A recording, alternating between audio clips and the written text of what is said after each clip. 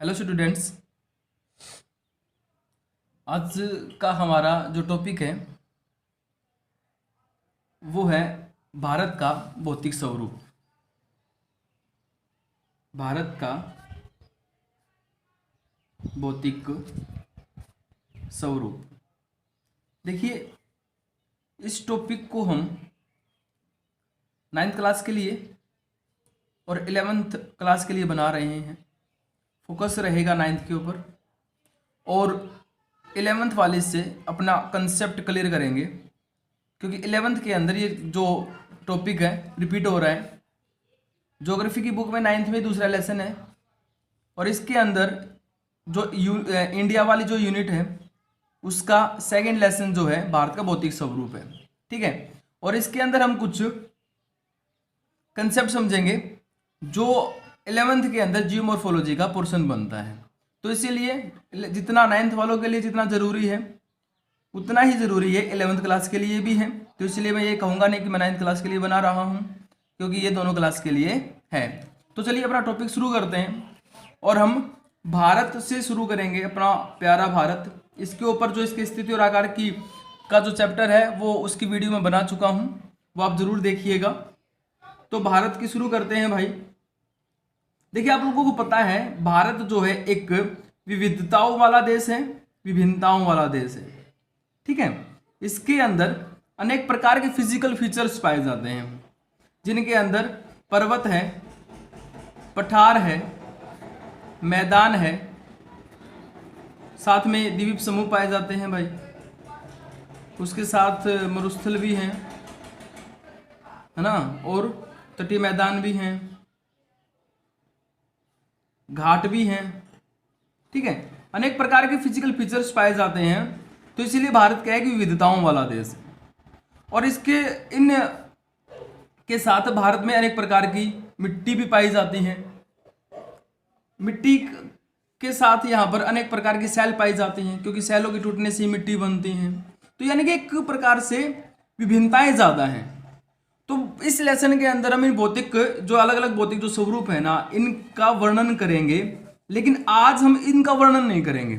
आज की जो हमारी वीडियो होगी वो होगी कि इनका निर्माण, जो भारत के अंदर जो ये फिजिकल फीचर्स आए हैं, ये किस कारण से आए। आज हम उस कारण को जानने की कोशिश करते हैं कि इनके निर्माण के पीछे क्या कारण रहा है, किस प्रकार बने होंगे ये। तो एक छोटा सा कंसेप्ट है, उसको समझने की कोशिश करते हैं। तो चलिए शुरू करते हैं। उम्मीद करता हूं कि आप सब ठीक होंगे। तो देखिए भाई,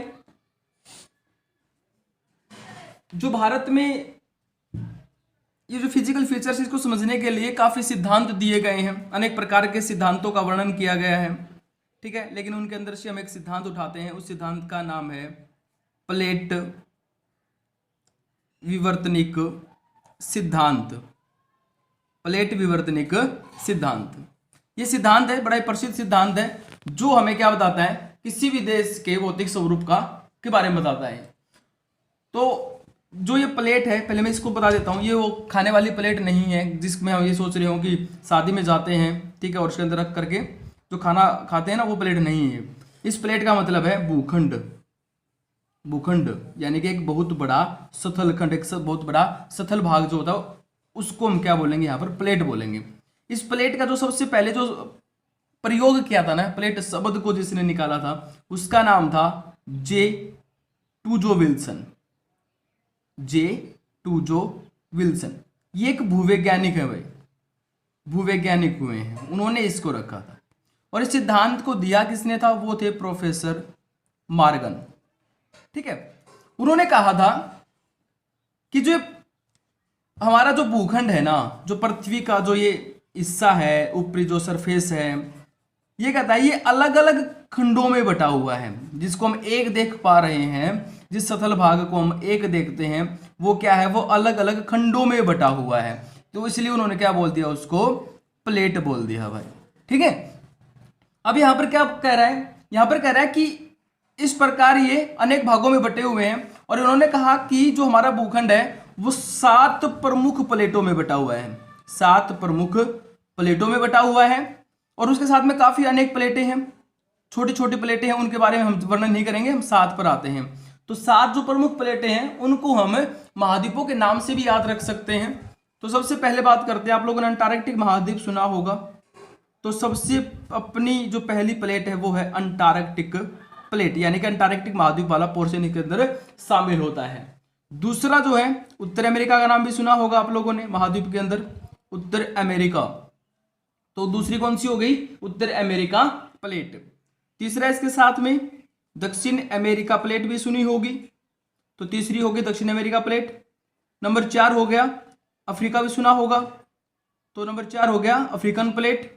नंबर 5 आप लोगों ने यूरोप के बारे में सुना होगा, यूरोप और एशिया, तो यहां पर यूरोप और एशिया की एक प्लेट बनेगी यूरेशिया, यूरोप प्लस एशिया की बन गई यूरेशिया प्लेट, ठीक है।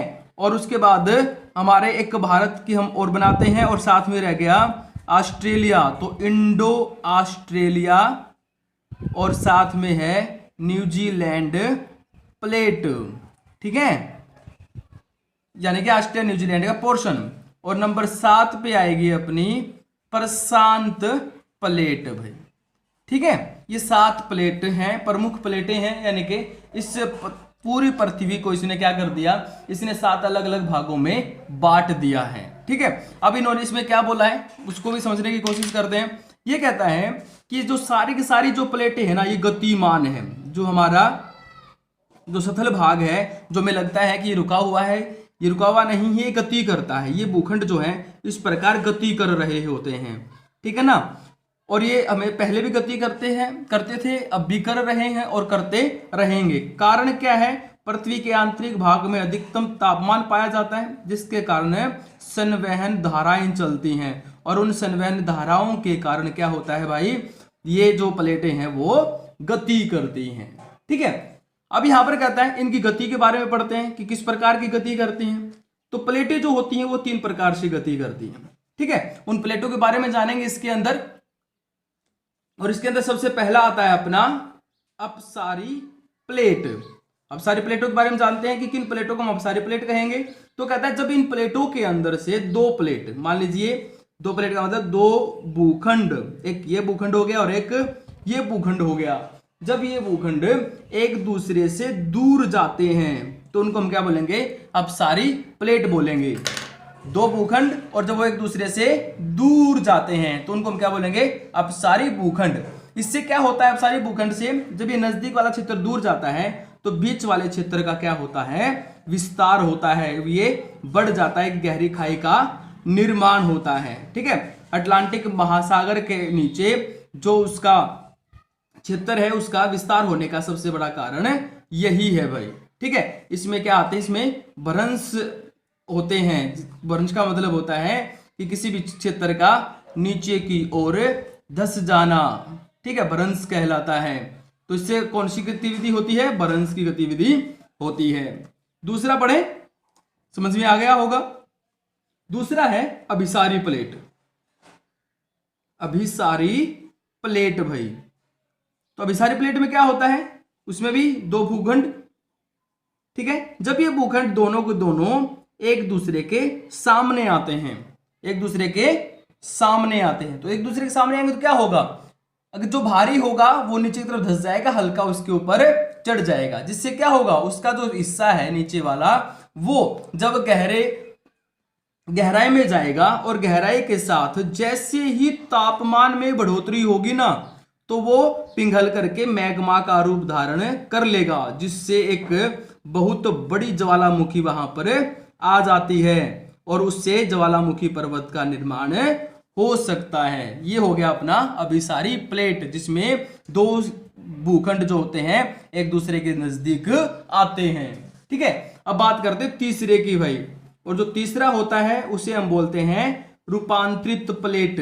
देखिए इसमें कोई ज्यादा नुकसान नहीं होता है रूपांतरित के अंदर। इसमें क्या होता है, एक भूखंड जो होता है दूसरे भूखंड के बिल्कुल नजदीक से गुजरता है। जैसे 2 गाड़ियां ऐसे नजदीक से गुजरती हैं तो क्या होता है, स्क्रैच लगता है। उसी प्रकार यहां पर भी क्या होता है, दरार आ जाती है या फिर भूकंप आ जाते हैं इनके इन किनारों के ऊपर, ठीक है। जो किनारे ये होते हैं ना, इन किनारों के ऊपर, ठीक है। तो ये थी इनकी गति, जो प्लेट होती है उनकी 3 प्रकार की गति होती है, इनके बारे में आप लोग जान चुके होंगे।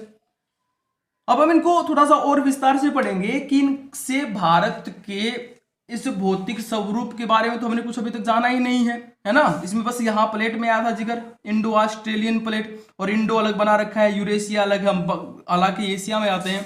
तो चलिए इस कंसेप्ट को समझने की कोशिश करते हैं और एक सिद्धांत को और समझाता हूं मैं आप लोगों को। थोड़ा सा ध्यान लगा करके बैठिए, ध्यान भटका दुर्घटना घट जाएगी, ठीक है, और ये दिमाग से निकल जाएगा। देखिए एक सिद्धांत और आता है, महाद्वीपीय विस्थापन सिद्धांत। ये जो सिद्धांत है ना, ये दिया था वैगनर ने, महाद्वीपीय विस्थापन सिद्धांत। इसको विस्तार से नहीं पढ़ेंगे हम, चिंता ना करें, मोटी मोटी बातें पढ़ेंगे। और इन्होंने कहा था भाई कि सुनो, जो आज महाद्वीप हम देख रहे हैं ना, उत्तरी अमेरिका, दक्षिण अमेरिका और यूरोप, यहाँ पे एशिया ऐसे, ठीक है, यहाँ पे अफ्रीका है, यहाँ पे ऑस्ट्रेलिया, जो अलग अलग जो भूखंड देख रहे हैं, और यहाँ पे प्रशांत महासागर है, ये अटलांटिक महासागर है, यहाँ पे हिंद महासागर, यहाँ पे फिर प्रशांत महासागर दिखाते हैं मैप के अंदर। तो कहते हैं ये जो अलग अलग दिखाते हैं ना, इसमें कहता है, उसने कहा था कि एक समय ऐसा था जब ये सारा का सारा भूखंड जो सतल भाग है वो सारा इकट्ठा हुआ करता था और उसके चारों तरफ पानी हुआ करता था। उसने नाम, जो ये इकट्ठा था ना भूखंड, जो सतल भाग इकट्ठा था, उसको नाम दिया पेंजिया का, और जो बाहर पानी था, जो सागर था, उसका नाम दिया पैंथालासा, ठीक है। और फिर ये कहता है कि जो पेंजिया है, ये इसके ऊपर बल लगे किसी कारण से ये जो है 2 हिस्सों में टूट गया। कितने हिस्सों में टूट गया? 2 हिस्सों में। और उसका, इसको 2 भागों में बांटा गया। पहला नाम है गोंडवाना लैंड, ठीक है, और दूसरा नाम रखा इसने लारेशिया।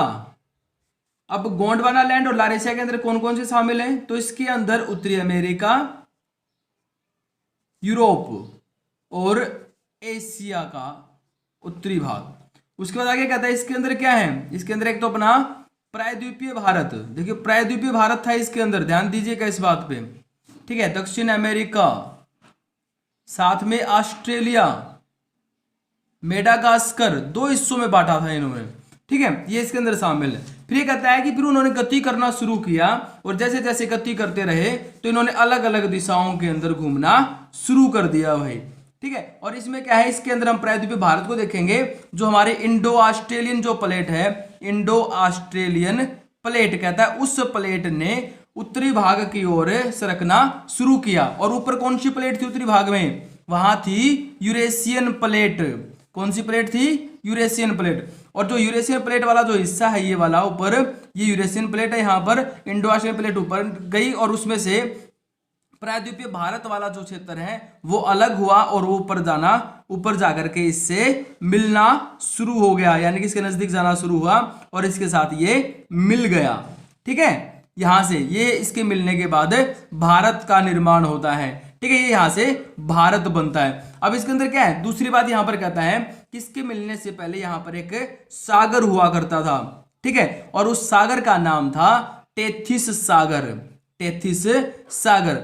और कहता है कि जब ये पेंजिया टूटा ना, जो पेंजिया अपना जो सतल भाग टूटा, तो कहता है इसके अंदर काफी चट्टानों के टुकड़े और मलबे इकट्ठे होने से ये भर गया था। और फिर कहता है भरने के बाद जब ये इसके साथ टकराया तो इसके ऊपर कहता है कि वलन की प्रक्रिया शुरू हुई। वलन और भ्रंश, ये जब बल लगता है तो अलग अलग प्रकार की प्रक्रियाएं होती हैं। और वलन में क्या होता है, जब दोनों किनारों पर बल लगता है तो बीच वाला जो हिस्सा होता है ना, वो इस प्रकार ऊपर की तरफ उठना शुरू कर देता है, उसको बोलते हैं वलन, ठीक है, फोल्ड। तो यहां पर कहता है कि जब यहां पर ऊपर हो गई यूरेशियन प्लेट, ठीक है, ऊपर यूरेशियन एक तरफ और एक तरफ हो गई हमारी प्रायद्वीपीय भारत, जो इसके साथ में जब मिला तो उसके अंदर कंकड़ पत्थर जो है वो ऊपर की तरफ उन्होंने उठना शुरू किया और वहां पर किसका निर्माण हुआ?